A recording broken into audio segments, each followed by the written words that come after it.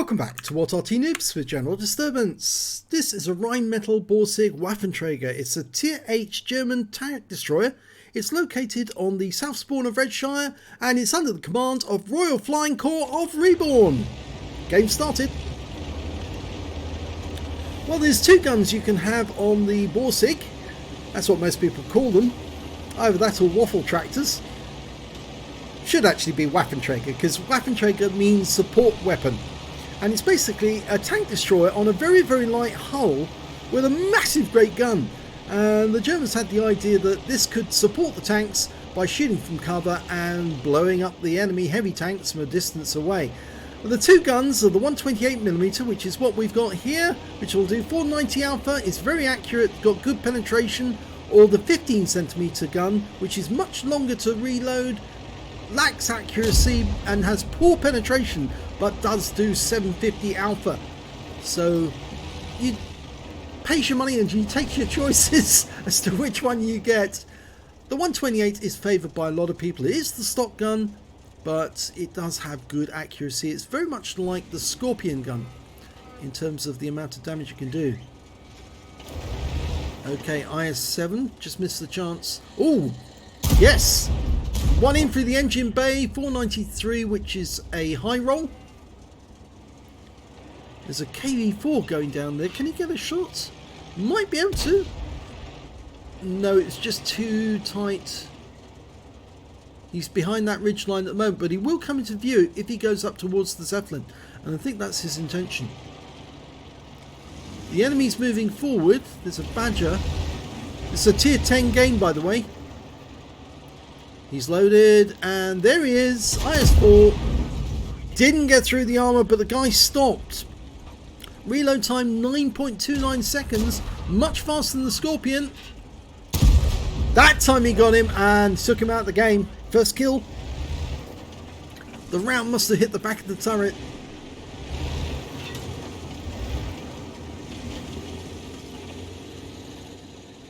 Certainly looked as if it went through the back of the turret, which means he was probably changing direction at the time. Certainly didn't work out very well for that KV4. Okay, we've got a ball, batch at 12 ton trying to sneak through the moat. There's a Badger around somewhere.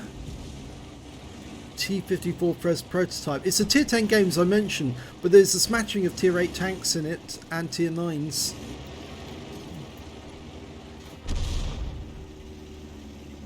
Now the hull of the Borsig Waffenträger is actually quite porous. It's virtually negligible armour just to stop small arms fire.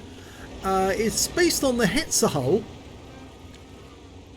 Ooh, nice shot on the Object 257. Unfortunately he shot and now it's come back into view.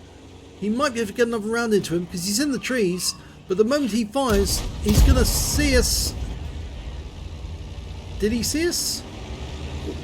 Do you think he saw us? Oh, the Batchat goes through the field of fire very, very quickly. Too quick for us to get a shot on him. But he goes down to a fire from the E... Was it the E4? No, it was actually a Batchat 25 ton who got him. And a Progetto's getting very close to us right now. Now, I mentioned about the hull. It was actually a modified Hetzer hull that they originally were going to use, but in the end the project was cancelled because they decided to go with a different design by Alket instead of Rheinmetall design. But it's basically just a massive gun on a very, very weak hull, and it would have been fairly cheap for them to manufacture the hulls, but the hulls were just too complicated actually, apparently. Because you can see it's not like a Hetzer where it has normally about 4 road wheels and the drive wheel and the idler. No, this thing actually has quite a few, 6 wheels, so it's an extended hull. Even though it's got virtually negligible armour, 8mm at some points. The turret means that of course the gun can turn 360 degrees, and that's very versatile because it means that this thing could park up with its rear end facing the enemy and make a quick getaway. if it needs to. Now he's got binoculars which will actually aid his ability to see these enemy. He's just trying to keep the enemy within the view circle, but be far enough away that they can't actually see him, and he's not giving them any clues. TVPT 5051, can he get a shot? Tried it, didn't get it. He was only visible for a brief moment. I think other people are spotting him for us.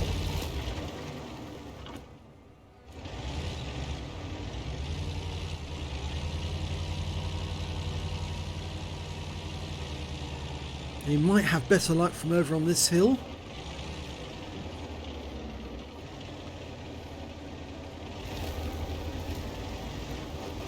Okay, there's the 257 and the Emil.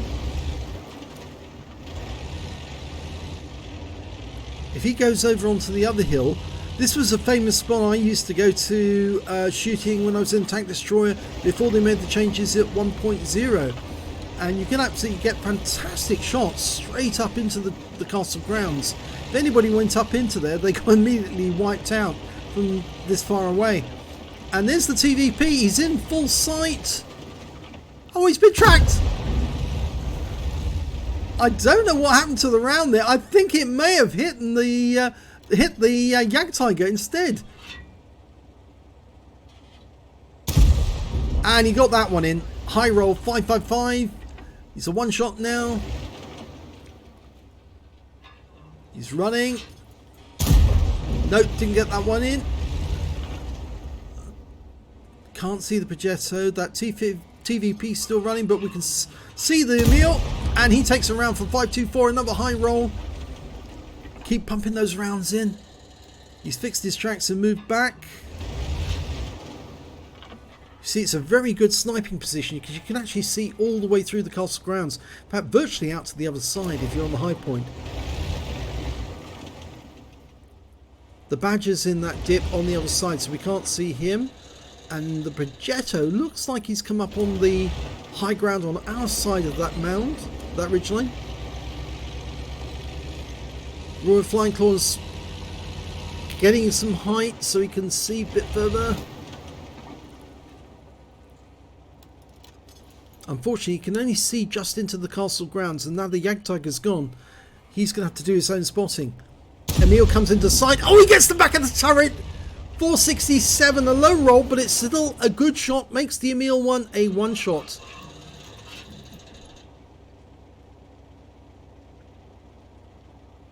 They're 2 tanks down on the enemy now. They've conquered everything that went up to the Zeppelin, but they can't move any further because there's a T110E4 blocking their path. There's the Badger. He's actually come quite a long way south. We put a round into him, 475. Low roll, but it's still a good shot, but we lost the FV4202 to the Badger. He's now tracked. And he takes another round. He's now one shot and goes down.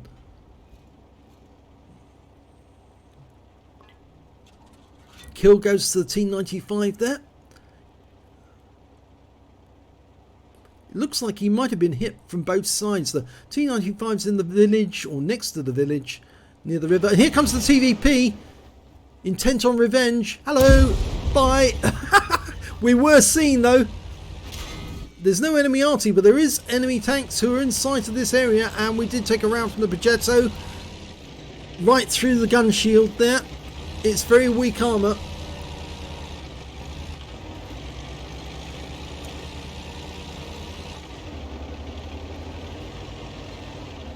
RoyalFlyingCorps moving to a position where he can get another shot.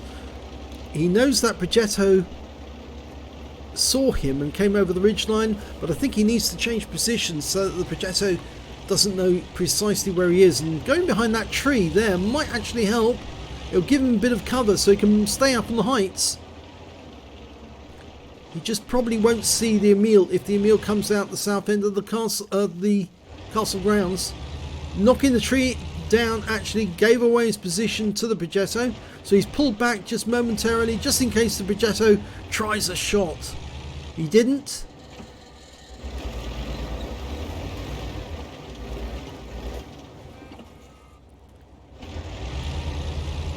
Now you get better gun depression over the sides of this vehicle than you do over the front, because it's such a long vehicle that and such as a low profile gun. If you try to get gun depression over the front, it's less than if you do it over the side of the vehicle.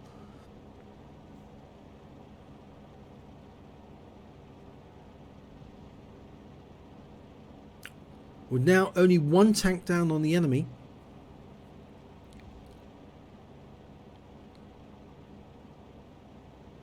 T-25 pilots moving up. He said he's going to spot for us. If he can just find the Progetto for us, we'll do the work from a distance.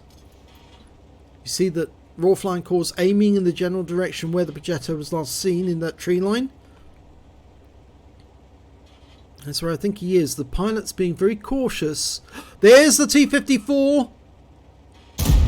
Takes a big round for 461 and was taken out of the game momentarily later by the pilot. Well done. That's one of them. That equals the scores.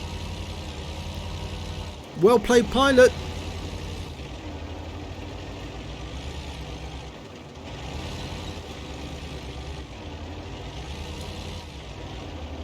Okay, he's moved over to a different position, but he knocked another tree down. Oh, saw a tree go down there, and that wasn't the pilot. There's the Progetto.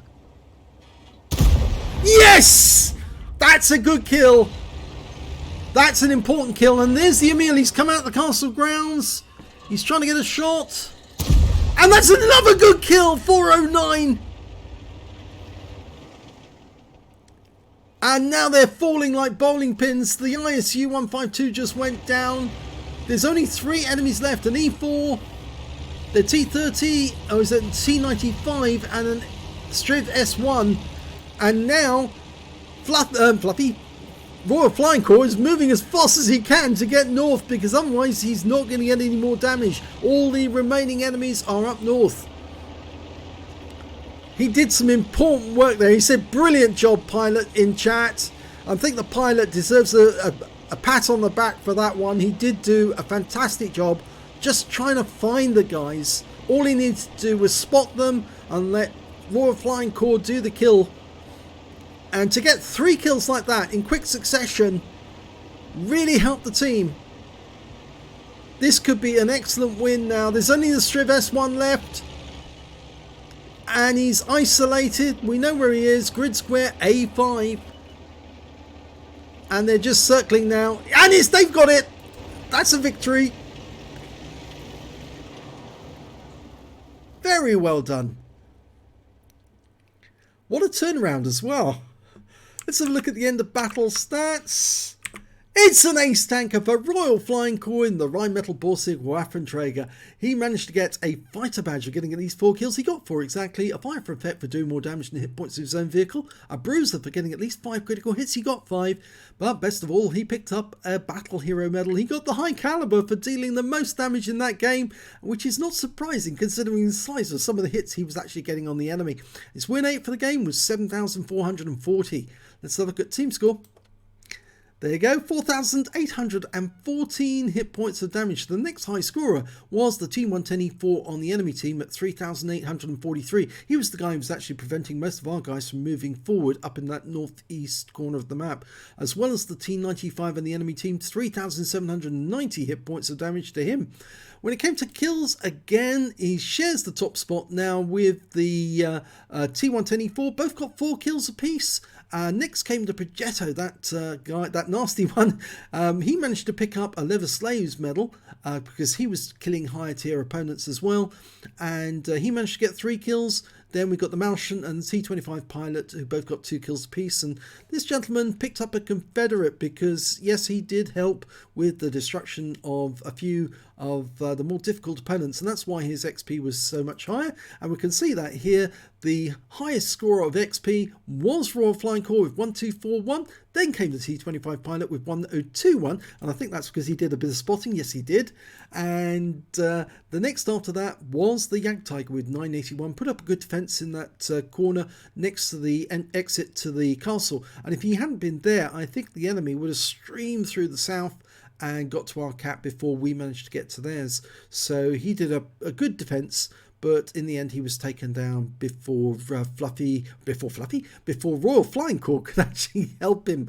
But RoyalFlyingCorps did get a nice shot into that TVP. He fired 18 rounds of that 128mm gun, got 13 direct hits and 12 penetrations. It's a good gun with good accuracy and good hitting power.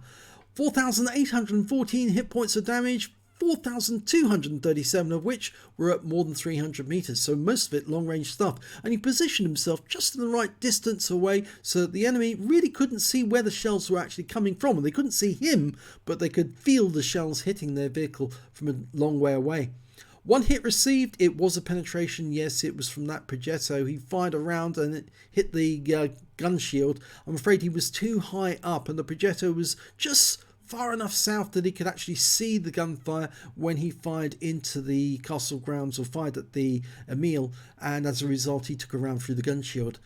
8 enemy vehicles damaged, 4 killed, and on a premium count he earned 54,144 credits, got 17,868 for completing the mission, that's holiday ops, total 72,012 credits, and after repair, ammunition resupply took away 28,437 credits.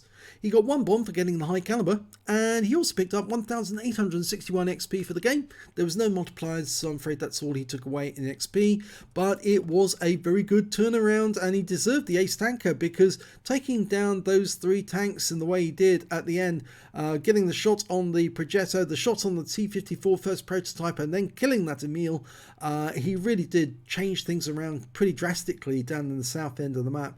And big thanks again to that pilot for helping him along the way by spotting where the Progetto was. So if you enjoyed that replay, please give this video a like and do subscribe to our channel, and thank you for watching.